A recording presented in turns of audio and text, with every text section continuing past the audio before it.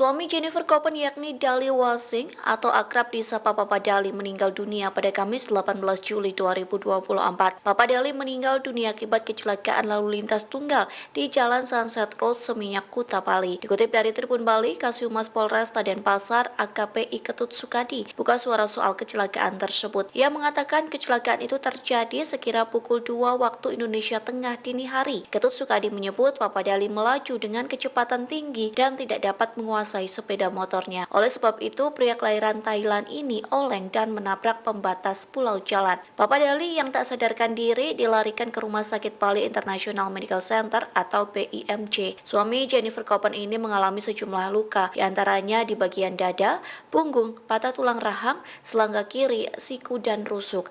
Papa Dali dinyatakan meninggal dunia di rumah sakit tersebut.